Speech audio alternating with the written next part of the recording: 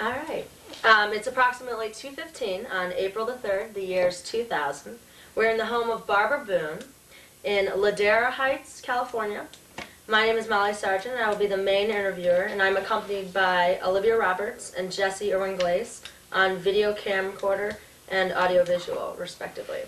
Thank you very much, Ms. Boone, for allowing us to come into your home. You're welcome. Being a gracious host. And my first question I have is, how are you doing today? Fine, thank you. Good. How are you? I'm doing very well, thank Good. you. Where and when were you born? I was born in Berkeley, California.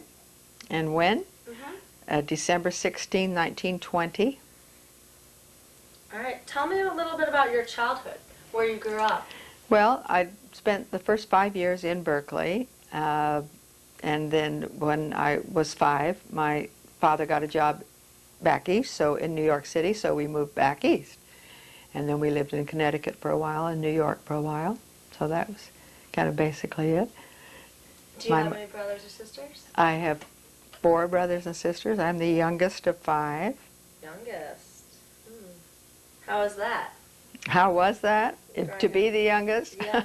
Well, not knowing any other way, I guess it was all right. It was fine.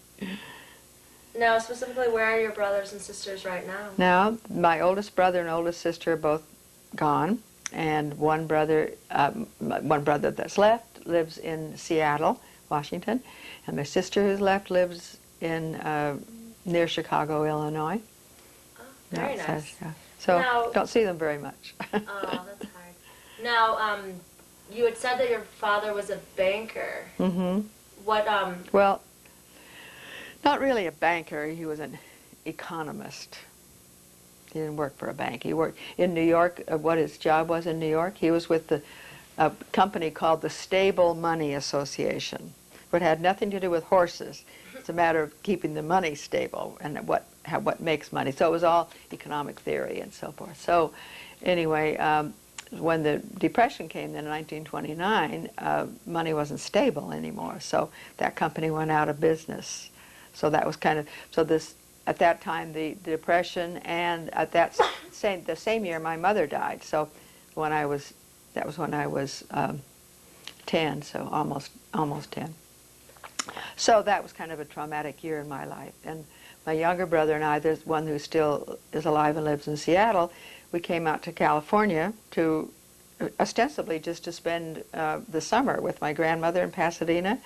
But we just stayed there, and then the next year another sister came out, and the next year another sister came out. So our grandmother raised 4 teenagers at that time, which was kind of a now, how old was your younger brother when you guys came out to California? He was 12 and I was 10. Wow. So we came out on the train. It was a fun trip. 5 days on the train. Wow. Any funny stories from that? Oh, well, lots of funny stories. My father pinned instructions on us where we were going, who was going to meet us, pinned instructions on our suitcases and everything, and gave us a box of chocolate candy, and we were allowed 2 pieces each every day. So that was kind of fun. And we had to change trains in St. Louis, and I had an aunt who lived in St. Louis, so she met us and took us to the next train. It was really kind of fun. Mostly we had we had 1 upper berth and 1 lower berth. So when the train was going through the night, or probably not all night, but anyway, as I remember it, when the train was going, we'd climb up in the upper berth and talk and giggle and carry on. And then when it was at the station, we'd climb down in the lower berth and look out the window. Now, we must have been a pain in the neck to all the other passengers. In fact, I remember that I don't know how much train travel you all have done, but when you leave your shoes out in the aisle, the porter or whoever would shine the shoes every day. So we were horrible little kids. We'd kick the shoes under the berths, and they wouldn't get shined, and just did horrible things like that. And then along about when we were going through New Mexico and Arizona, my brother got sick. I don't know what from, but Anyway, he was really sick enough to stay in bed all the time in the birth. So this was the exciting part with all the cowboys and stuff that we could see out the window at that time. That's the way it looked then in 1930. And I had to describe to him all the cowboys and things that I could see going by the window. And he was just lying there, just, you know, he couldn't look out the window or anything. It was really sad. So it was fairly safe to travel as a 12 and 10-year-old? I guess, yeah. We didn't have any problems. That's impressive. It is amazing. Yes, I don't think I'd send a 10 and 12-year-old now out by themselves. Now, how was it to be raised by your grandmother? How was that transition? Oh, not very easy. I feel sorry for her, having, you know, first 2 teenagers and then ultimately 4 teenagers to raise. So it was kind of hard on her, but it was okay. Did you like the education that you received in California? I'm sorry? Did you like the education that you received in California? Well, you know, when you're receiving education, you don't have much to compare it to. It seemed okay to me. I didn't have any problems. That was during the time, you know, if you remember, I was there when the earthquake happened, the big earthquake of 1932. So I was going to school in Pasadena at that time. The earthquake hit Pasadena. And so there were lots of adjustments there. What happened to the house that you were living in? Oh, nothing happened to our house, but the schools. They weren't allowed to, they had to, well, actually in Pasadena, they didn't have a high school. It was on the 4-4-2 plan, where high school was the last 2 years, the first 2 years of high school were in junior high. The last 2 years of high school were in junior college. So in junior college, we went to school in tents. A lot of it. It was kind of interesting, yeah. And then what prompted you to go to Stanford?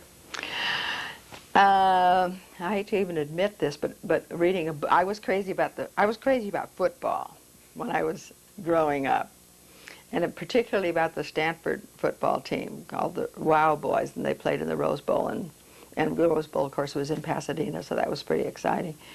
In fact, there were a group of us that were kind of football nuts at that time, and we put on a dance once in an assembly. I remember we got football uniforms and everything, and we throw the football and acted out this football scene. I wrote poetry to the football players. I mean, it was really pretty bad. But anyway, so that's what got me interested in Stanford.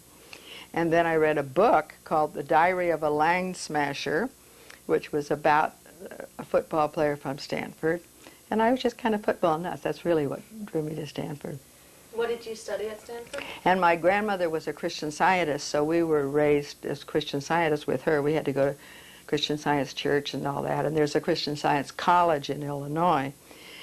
And as the finances, how it worked out was that my grandmother happened to have some money, and with the Depression, my dad had lost the job and didn't have any money, so my grandmother was raising us on her money, and there were trust funds involved from her husband and all that. Kind of, I don't want to go into all that, but anyway, she was the one that put us through college and financed our whole living expenses and everything there. So she wanted everyone to go to Principia College. Well, my older sister got married while we were there. The next sister and my brother Jack that I came out to California with went to Principia, and I was supposed to go to Principia, but I wanted to go to Stanford, so I kind of pushed that, and I was ready to go. I actually graduated from high school when I was 16, and I was ready to go, was admitted and everything. And then, right in September, 2 weeks before college started, she decided I was too young to go to Stanford. Oh, no. So this was a real blow to me. So I stayed back and went through junior college another year, but I was going to take just courses that wouldn't be college courses. But I unfortunately took a biology class, I think, and a French class. And then this is kind of a crazy story. I hate to even admit this, but I just figured since I was entered at Stanford and I told them I wasn't going to go this year, but I would go next year, that I was all set to go next year. I didn't know you had to reapply. So I just was assuming I was going to go. And along about September, about 2 weeks before school was to start, and I hadn't heard anything, I finally got on the phone and called and found out, well, we don't have you on our list. You're not one of our admitted students. So it just happened that a boy that I was going out with at that time, father was a good friend of the president of the college. So he got on the phone and he called the president and said that the mistake that I had made and all this. And so anyway, he got me admitted that year. So then I just took off the train and went. But when I got to Stanford, I found out I had taken these 2 classes, so I had extra credits. I couldn't enter as a freshman. I couldn't live in the freshman hall and all that. And so I was constantly trying to catch up because I hadn't taken a full year. So I had to take. I only went to Stanford 3 years, but it was because I was entered as a sophomore. But I still had to take a whole bunch of extra credits all the time. So that was kind of crazy. But what was your major study at Stanford? Political science. Political science. I was going to cure the world of all its troubles. Can you name one of them that you're inspired by at Stanford? One of the troubles? Yeah. Well, actually, I kind of was interested in international relations. And I was involved in the organization there for international relations. So that's what I was going to do. I was going to have peace, no war, and, everybody, political. Did you write any poetry? You had said that you wrote some poetry to the football That was just in high school football poetry. Do you still have any of that poetry? I probably do somewhere, yeah. Do you continue to write poetry? No, well, once in a while, but not too often. What's your favorite poet? Oh, my goodness. Favorite poet? I don't know if I have one. I have a granddaughter who writes poetry. Maybe I would say she's a favorite poet. That's great. Now, when did you graduate from Stanford? 1941. And then you had told us that you joined the Navy in 1942. Mm-hmm. How did that come about? Well, the war happened on December 7th of 1941, so everybody was pretty concerned about the war. And I decided when that happened in December, I guess, I don't know if it started before that, but anyway, that was the impetus. They needed people to help with the war, so I did what I could do. And what was your position in the Navy? In the Navy? I was an officer. I was a commission. I was in communications. I was stationed in New York City, which was kind of a fun place to be stationed. I was at the Eastern Sea Frontier headquarters. It's an office where they plot the whole eastern coast, so all the war that was going on in the Atlantic Ocean and all in the Europe and everything was plotted there, and the officers would plot where the ships were, where the planes were, and all the whole events that were happening. So we were involved with the communications, any messages sent back and forth between us and the ships and the planes and all that. So it was pretty exciting. And how many years were you involved in the Navy? Trying to think, about 3.5 years. What was a typical day, if you can recall? Well, we worked different shifts. As on a shipboard, they had people in naval offices work around the clock too. So we had a shift from 9 to 5, 5 to 12, and 12 to 9. So there were no typical days. It just happened that secret messages and top secret messages had to be handled by officers. That's why they had officers there. So sometimes all we did was just deliver messages to the people who were plotting this board if we got a message in, because the enlisted people couldn't handle those messages. Or we coded messages and decoded. We had all kinds of machinery set up and all kinds of systems of coding and encoding. It was pretty interesting to be there that time. And I was early enough in the war effort so that actually I could shake hands with the man that I relieved so he could go overseas. So it was kind of fun. Can you discuss kind of that transition? You had said that most of the females took over the shoreline jobs in the United States so that the men could go over. When did that transition occur? Well, my commissioning school was 3 months, so I think I started in January, so I think I got finished in March. So that was in March of '42 that was actually happening. But it was kind of happening throughout. We had some men in the office all the times. All the men didn't go.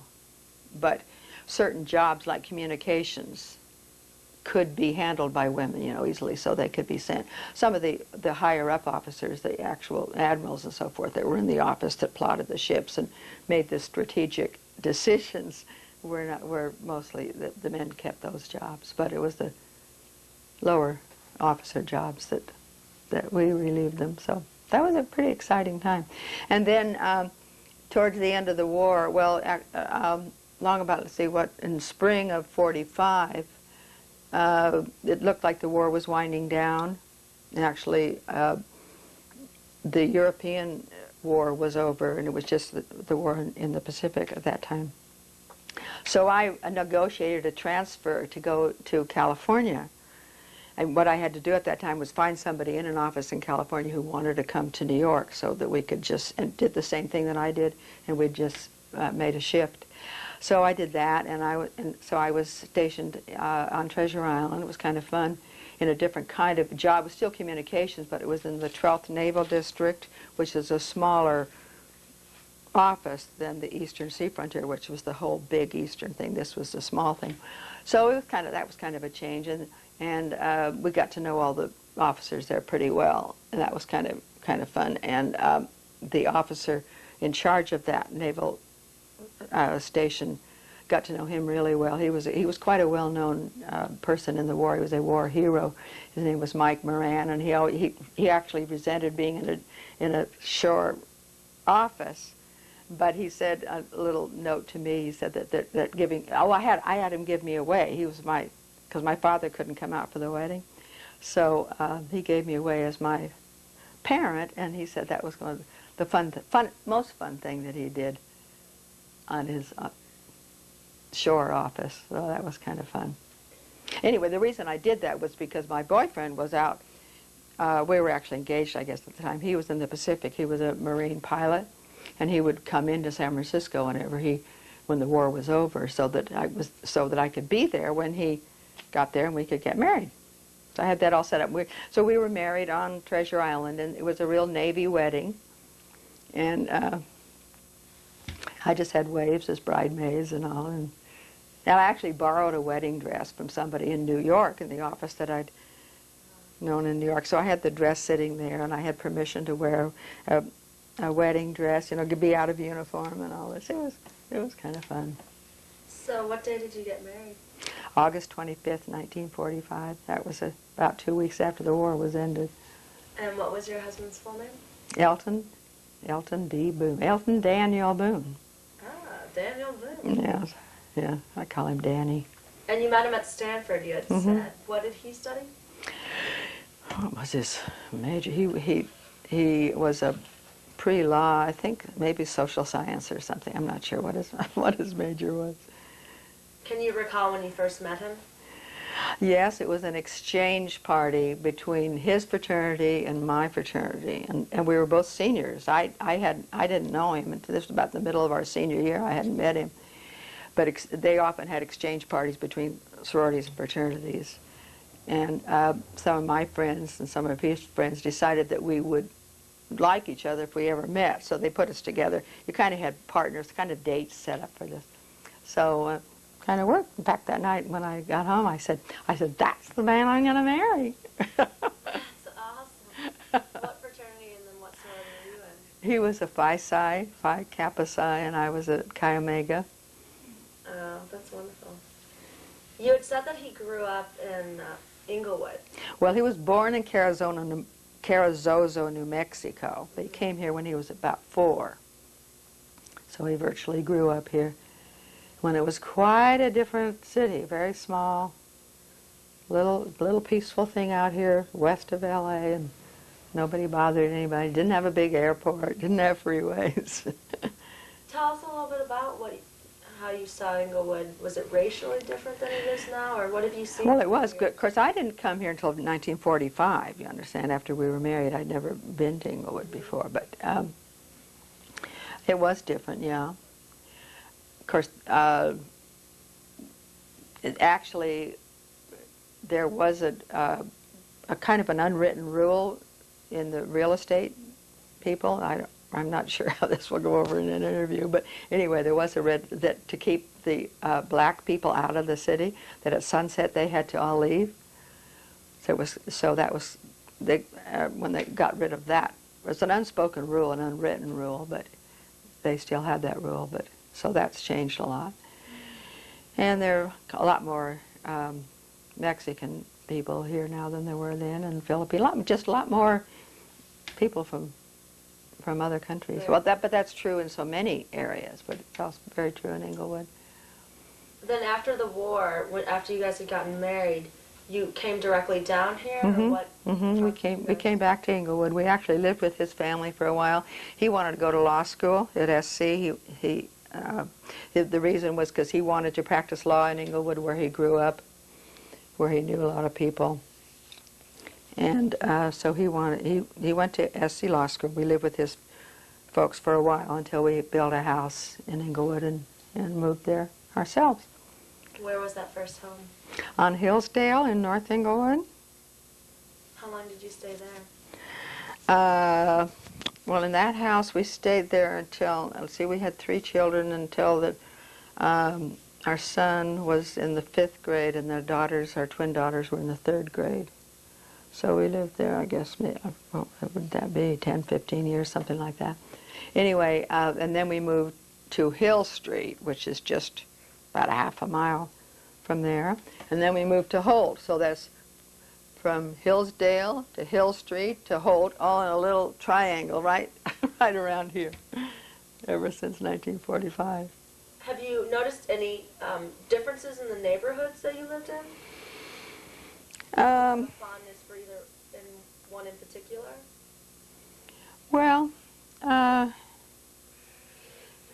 one advantage of our house on Hill Street is that we had a swimming pool. We had a swimming pool when our children were growing up, which was really nice, and I really missed it because I used to swim all the time, and it was sort of stupid to move to a place in California that you don't have a swimming pool. But anyway, we don't, so that was a big change for me. Now, you had said that he went through law school. What were you doing while he was going to USC? Well, at first I got a couple of jobs, just nothing particular, just kind of, the first job I got was in a telephone office as a, what do you call it, a business representative, I think, where you would answer all the complaints and everything. And then I became pregnant pretty soon, and we had a son, and then I just was a stay-at-home mom. That's great.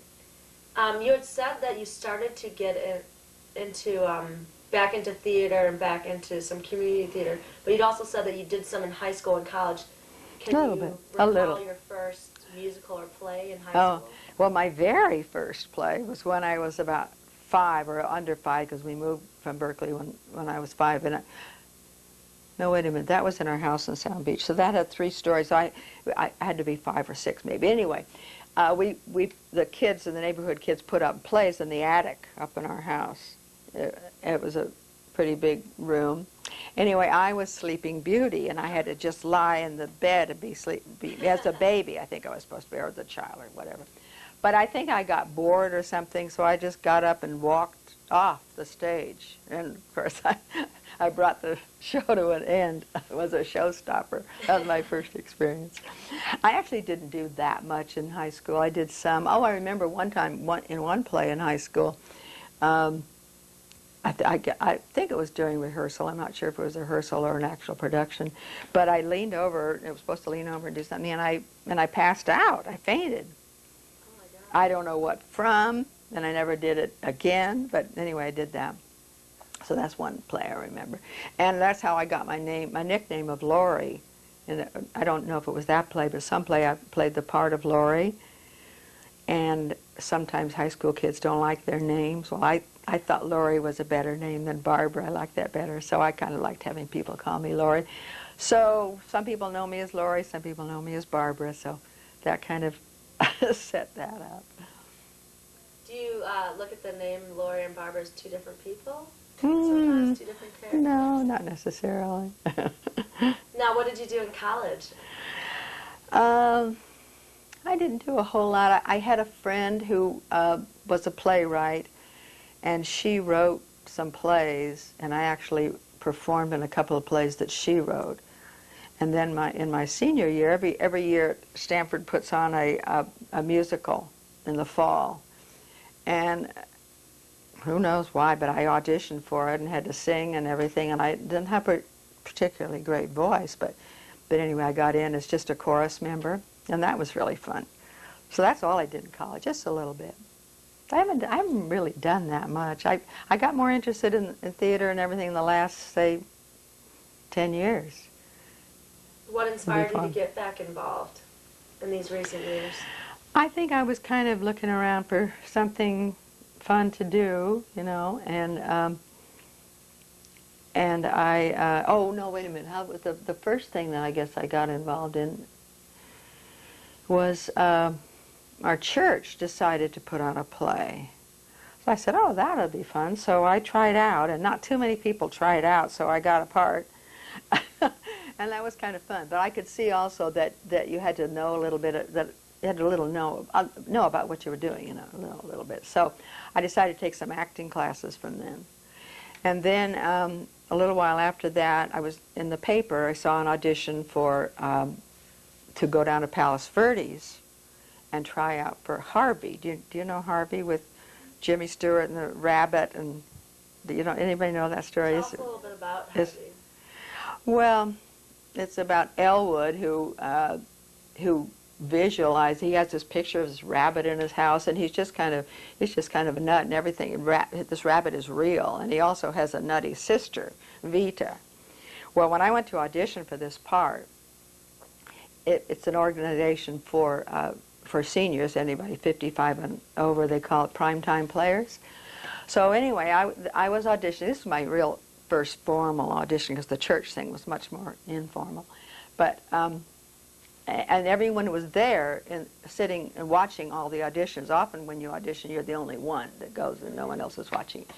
So anyway, I was watching all these auditions, and everybody was saying, oh, hi, Betty, hi, hi, and everybody knew each other. Here I was, this little newcomer, and I was just sitting there, didn't know anybody. And I just thought they were all pretty good. I said, there's no way I'm going to be picked in this group. They all know each other too well, and they're all good. They've been doing it for a long time. So the next morning, when they called me up and said they wanted me to play Vita, which is the main female role, I actually I had to sit down. It was incredible. But so that was the only big role I played, actually. Ever since then, I haven't played any big roles, but that was so much fun. It was just really great. I thought, oh, this is sweet. I love this. So that was exciting. You had said that you'd been in 3 different parts of acting, musicals, community theater. Can you name some of the musicals or community theater you've been involved in? Well, with that same group with Primetime Players, they put on a play in the fall and a musical in the spring.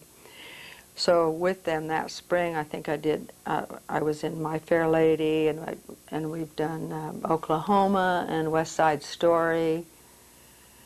Let me think what else. I can't remember. Then there's a group right over here in Westchester Playhouse, Kentwood Players, and I'd never really been to many of their productions or been involved or anything, but I just started to get involved with that. I went to an audition and got cast in a very minor role in a play there. Cemetery Club was called. Cemetery Club. That was the first play with them.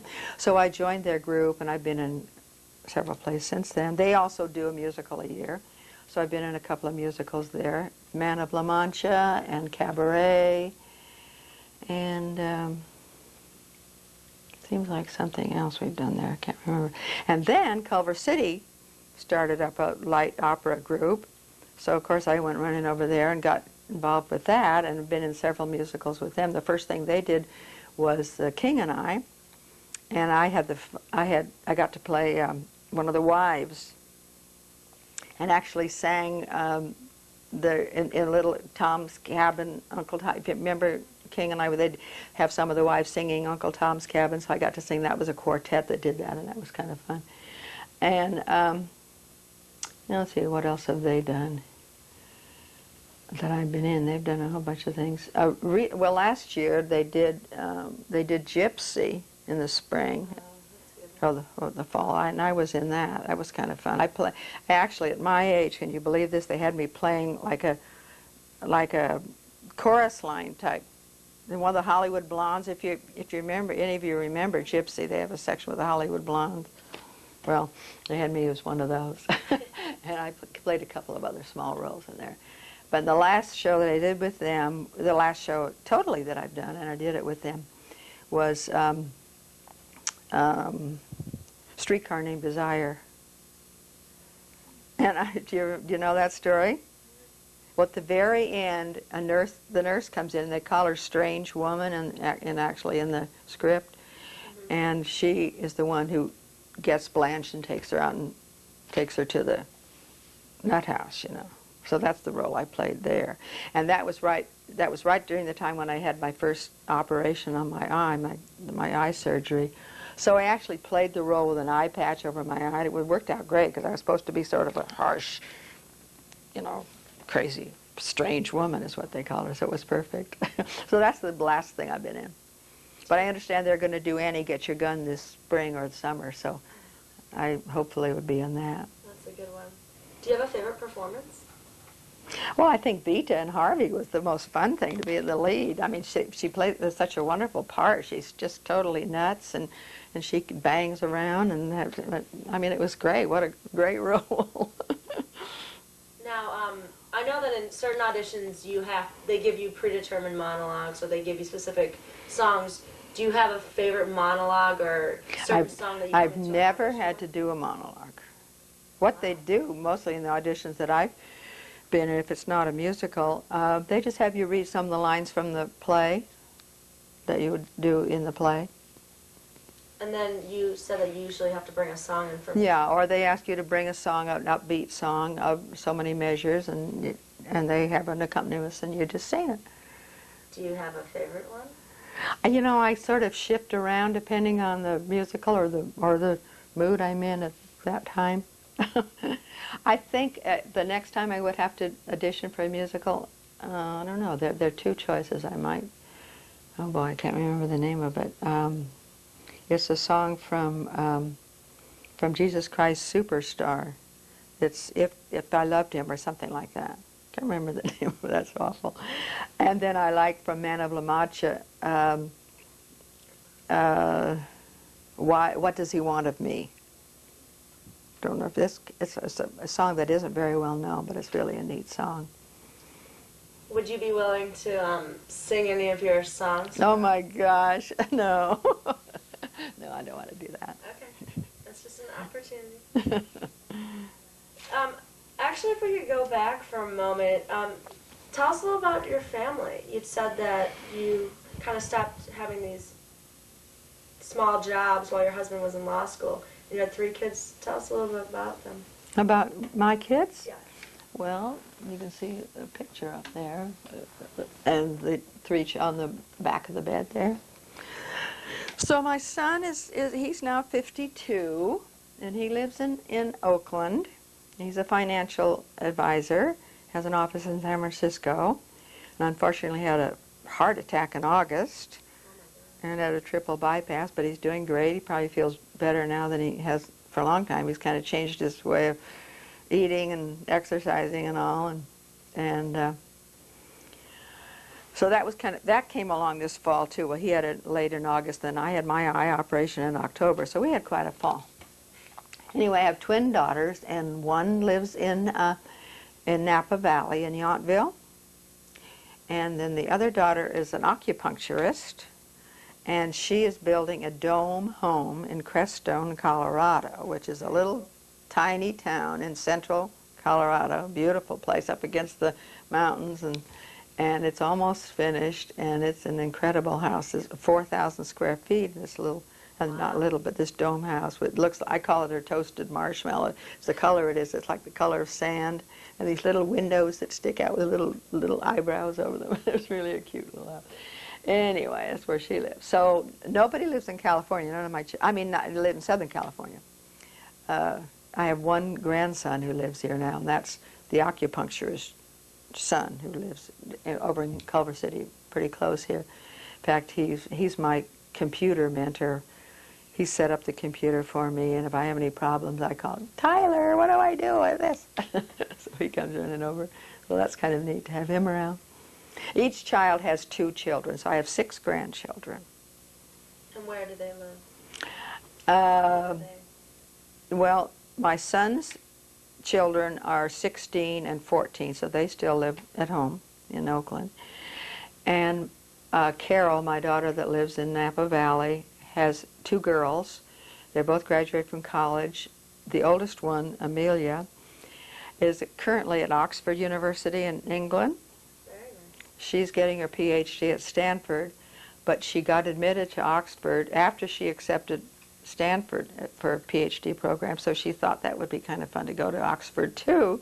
So she worked it out with them to go in her middle year to Oxford, where she is now.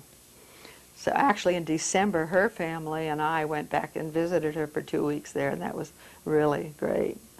I'd never been to Oxford before. It's just a great little town. Anyway, then her sister Bronwyn also graduated from Stanford, and she works for the Stanford Medical Center in a research job. And Karen, the one who's acupuncturist, her son Tyler lives here in Culver City and works for an advertising agency. And her daughter Priscilla, who's the oldest of all the 6, is married, got married this July, and lives in Portland, Oregon. So people are all spread all over. It gives you a couple options of where to go. Yeah, right. Just to change subjects briefly, you'd said that you've been a nutritionist for the past 25 years. Mm-hmm. How did you get involved in that area? Well, when my children were little, a friend invited me to go to a lecture on health or nutrition or something. So I went, and I don't know how this happens, but here I was, a college graduate and supposed to be intelligent. I had no idea that what you eat has anything to do with how you feel or your health or anything, and this was all total new to me. So anyway, it made total sense. So I just started changing our ways of eating and became a nutritionist and all that. Although I remember, this is funny, I remember being, as a child, my mother and father were very interested in nutrition. In fact, I heard the story, I don't remember it exactly, but that one time he went to a lecture on nutrition and came home and threw out all the white flour and white sugar. This is years ago, this is in the 20s, of the house, and tried. I know we always had a vegetable garden, and so they were pretty nutrition conscious, but it didn't sink in with me until I heard this lecture and had kids myself, which is kind of weird. So that's kind of the story of that. How did you get involved in the LA County Task Force for Nutrition? Well, and when? I served on the grand jury, the LA County grand jury, which is, you serve for a year, and you go on different committees, and you're sort of watchdog of the government process in the county. And at that time, the middle of the year, there was a kind of a 3-day seminar that the Board of Supervisors, the County Board of Supervisors, put on where they invited people from all over the world to come. What are the causes of violence and crime, and how can we make it better here?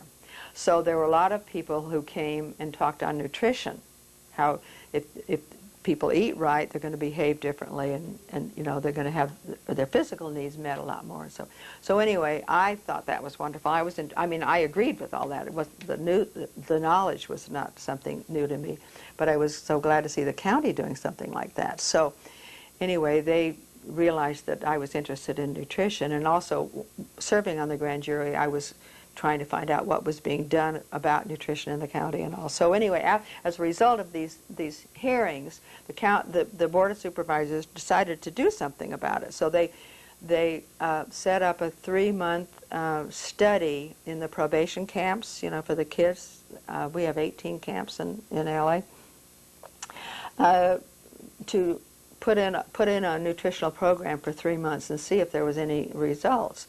Some of the things that they did was they took no chocolate, no sugar on the table, no soda pop and all that kind of thing.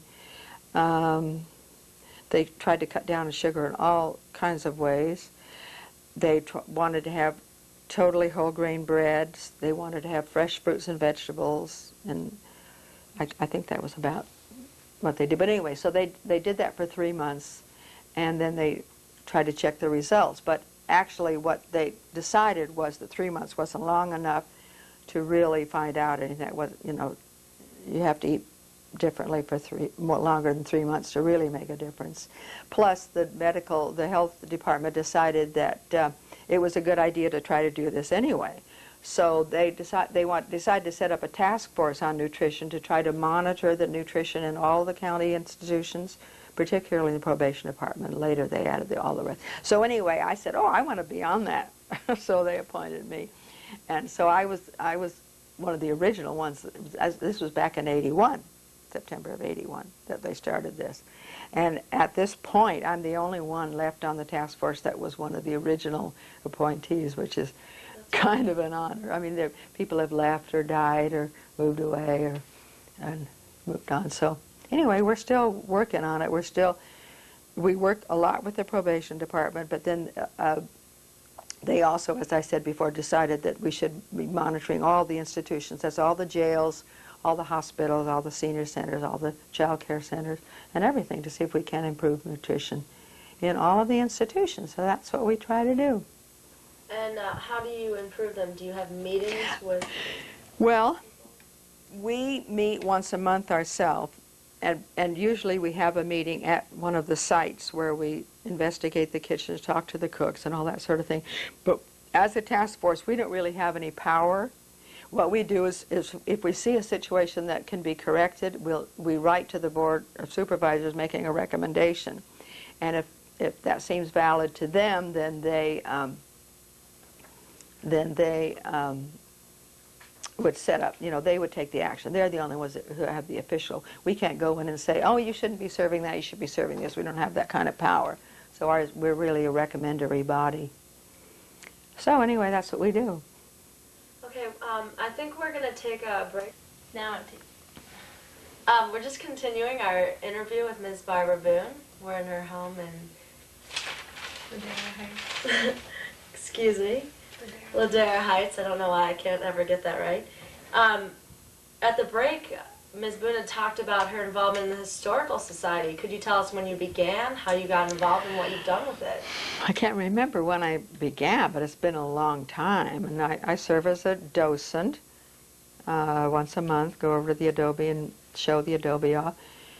I've been in charge of their tortilla making booth for years for the fiesta, so I always get the women that make the tortillas, and we have a lot of fun doing that. And used to be involved with the historical fashion shows that we had that were run by Gladys Waddingham, where she had costumes that portrayed the history of Inglewood through costumes, starting with an Indian and a Mexican and wedding dresses of different eras and wartime uniforms and all bathing suits of the old days. And I mean, it was really fun. We went around to different women's groups mostly, or anybody who wanted us. And we would put on fashion shows, well, maybe twice a month all over the city. It was fun, a lot of work. And when Gladys Waddingham died in her 90s, no one else felt capable of doing that anymore. She was so expert at it. She just knew every detail of a lot of the costumes were hers that she had collected, and she just knew so much about the history of this whole area that nobody's had the courage to do it since then. Although there is talk now, starting it again, of possibly having at one of the meetings, one of their monthly meetings, having a fashion show and trying to kind of recreate it, because that was fun. It was great. What interested you in getting involved in the Historical Society? Oh, I'm not sure. Just that I lived here, and it's kind of interesting to learn about the history and be part of it, preserve it. I think that's important. Do you have a favorite part of the tour that you take people on the adobe, or is there something you'd want to tell people? Well, I don't know how many people who will be watching this know about the adobe complex over there. There are 3 buildings. One is the adobe that was built in 1834. That was at that time a ground dirt floor, you know, 3-room house, and now it has wood, and it's been modernized through the years by different owners. And then there's a building that's called the Heritage Center. There used to be Daniel Freeman, who the Daniel Freeman Hospital is named after, used to live in a big, wonderful mansion over by the hospital, and he gave the land to the hospital actually that they built on. And when the hospital wanted to expand, they needed the land that big, gorgeous mansion was on. So unfortunately, they tore it down, which is so sad. So we have pictures that we show, and we have a lot of the artifacts in the house that are brought over to that building, some of the beveled glass and the mirrors and different pieces of furniture and so forth. And then the other building over there is Daniel Freeman's land office. He was the one that divided up the city lots of Inglewood and sold them. And so that was the office that he used. And so it has a lot of the business history of Inglewood, how the development of the airport and about the different businesses that used to be here, like used to be a chicken farm here, and just all how Inglewood used to look as a business. If you all haven't been there, it's kind of a fun place to go. It's open on Wednesdays and Sundays from 2 to 3 with docents there to show around. And then, We've been there. Pardon? We've been I'm sorry? You've been. Oh, I'm glad. I'm glad you've been. But the fiesta's fun too. They have a fiesta once a year there, and they have a Christmas sing fair with the lights down the driveways and all. It's just fun to be involved in something that I like things that when people try to preserve some of the old, and you go to Europe and see these old buildings, you know, hundreds and hundreds of years old, and here we tear down something that's 50 years old, you know, we think it's no good anymore. So anyway, that's one of my interests. That's great. Have you been involved in any other clubs or organizations through the years that you'd like to touch upon? Well, let me think. What else have I been involved with? I used to be a part of the Centinela Hospital Auxiliary, but I don't think that's even going anymore. So that was one of the organizations. Let me think what other organizations. I'm not really a joiner of much. What does the Centinela Auxiliary Board do? What did they do? were some responsibilities you had? Well, what my job was, I worked in the gift shop. So, Barbara, if we could touch upon some just, basic questions, if you don't mind. Okay. What's one of your most exciting moments you've had in your lifetime? Let's see, exciting moments. I don't know how you'd say. I like to travel. Some of the travels have been fun that I've taken. Been to Nepal. That was kind of fun. That was. Tell us about that. Wow. Well, that was about 6 or 7 years ago. It was with the Elder Hostel. Do you know what the Elder Hostel is? Yeah. Okay, that's a group for older people. They put on all kinds of travels all over the world and the United States, and generally it would be at least in the United States, you go to a college, and they'd have classes and different things about the area where that was. Some of the professors from the college would give it. Well, I'd always been intrigued to go. I wanted to go, and I couldn't get my husband interested. I was bugging him. So finally he said, all right, I'll go. We'll pick one. This is about 6 or 7 years ago. So I'm looking through the catalog. They send out monstrous catalogs. So many people do these things. It's really neat. So I tried to find the most exotic and the most faraway place. So I said, okay, let's go to Nepal. So it was a 2-week trip, and it was really, really wonderful. You learn a little bit of the language and the history of the area, and then economics and the music and the literature, and you take trips around. And generally, you stay at a nice hotel and take day trips and go someplace for classes and stuff, and eat the Nepalese food and all. It was really great. But it was a long way to get there. It's like about 17 hours on the plane. Well, my poor husband was exhausted when we got home from that 17-hour flight. So he's never wanted to go anywhere since. This is 6 or 7 years ago. So that was kind of a sad thing that I chose that. I mean, if I could have chosen Arizona or something as a beginning, it would have maybe eased him into it. But anyway, that was fun. That was very exciting to be in Nepal for 2 weeks. I love that. Do you have a specific highlight or something you saw? Oh, well, we just, oh boy, we went to lots of temples and when I go to a place, I kind of like to just walk around and get to know the people and how they eat and how they live and all that kind of thing. And that's just, it was wonderful. It was very different. Oh, they were making a movie there at a little town outside of Kathmandu, which is the capital where we were staying. And sadly, they actually were covering up some of the old buildings and sort of recreating, you know, really Hollywoodizing this whole thing up. Was very sad.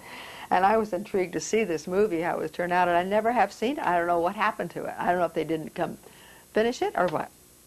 But they must have spent millions over there changing the buildings around and covering up the buildings and doing all sorts of things, and then never produced it. That's Hollywood for you, I guess. Certainly spent a lot of money, that's for sure. Another fun trip was when my daughter Karen was finished her first year of college. Let's see, my husband had taken a 3-month trip to the Orient with a couple of male friends of his by himself. At that time I was teaching. I was a Montessori teacher, and I had a full-time job then, and so I couldn't go. Not that I wasn't invited anyway. The men wanted to do it on their own. But and then my other daughter was see, how did that work? She was over there. How did that work that she was over there? Then this was part of her Stanford. She went to Stanford, some kind of a tour of Europe or something. Anyway, she was over there, and my son was over there for the summer. So my husband said, well, just to sort of be nice to me, he said, well, I'll send you and Karen over to Europe for a month. So that has to be one of the best trips I've ever taken. It was just so neat. She was 21, and it's great to go to these foreign countries, especially France, when you're the mother of a 21-year-old girl. You know, she gets invited to all these things, but her mother's there, so she gets invited too, but they don't take advantage of her because the mother's there. And it was really neat. We had such a good time. We went on the train everywhere we went. And we made a vow to only use public transportation, so we went on buses and boats and trains, and it was great. We had a good time. That sounds like it. Yeah, it was fun. It definitely sounds like it. So, if you had an afternoon free, what would you do with it? Oh, I like to work in the yard. That gardening is one of my hobbies. And I like to go to the beach. I like to either walk on the ocean or in the summertime go swimming, so that's kind of one of the things I do. And I do belong to a gym, so that a lot of my spare time I'll go over there and take classes or go swimming or something at the gym. So that's kind of what I do. What are some... I like to go to movies. I don't even mind going by myself. My husband doesn't like to go to movies because his hearing isn't so good anymore. So he's kind of gotten out of the mood of going to movies, even foreign films with the subtitles. I say, you know, that wouldn't bother your hearing. You could just read the subtitles. But so I love the foreign films. Actually, I love to go to those. Do you have any suggested films, foreign films? Recently, I saw a Chinese film called Not One Less. It's a very interesting film. There were no professional actors in it. It was a story of a rural elementary school in a village in China, and the regular teacher had to be gone for a month, so he had to get a substitute. And who did they get but a 13-year-old girl who was in grade school herself and didn't know anything. So she's trying to run this class of about 28 kids.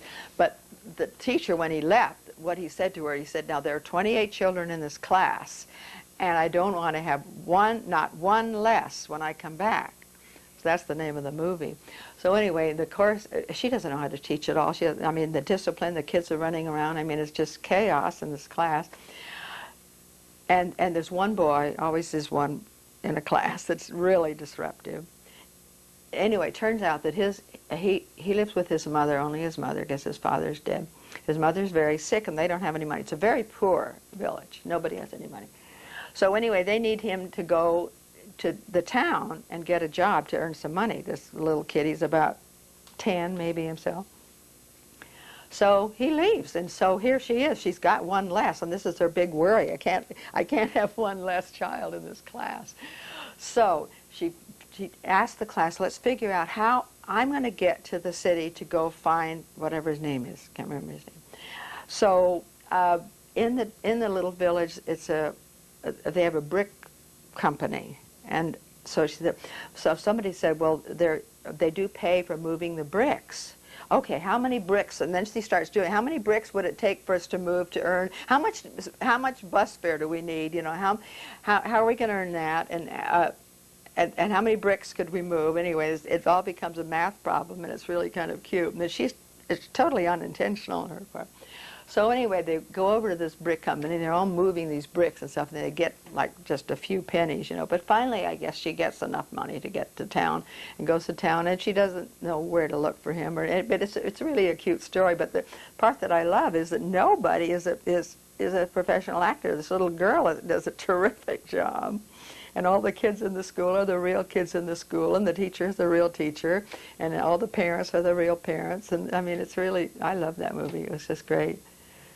I love it. I've seen several of those Chinese movies that I love. It seems like a very intriguing. Yeah, it was. It was great. If you could sit and have lunch with any two people, dead or alive. I'm sorry? If you could sit and have lunch with any two people, dead or alive, who would you sit with and why? Oh my goodness, you should have given me a forewarning of this. Any two people.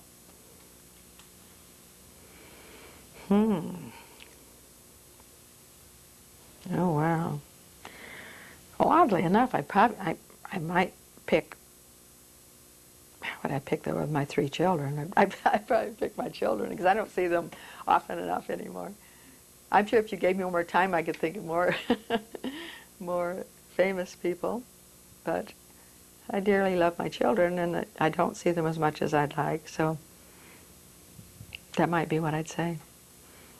And then if you had one wish, what would that be? One wish.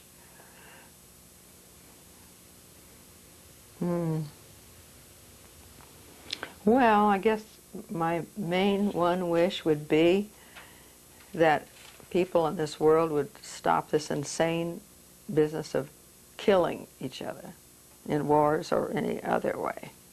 I think we should have grown out of this by now.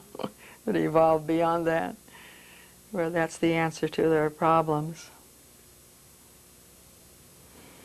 What do you think is the meaning of life?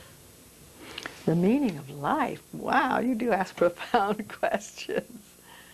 The meaning of life. Well, let's see. It probably would be to help each other. One of the things we're here for, and to make the most of every moment. Try to live in each moment as it comes, not worry about past, what mistakes we made, or even what's coming.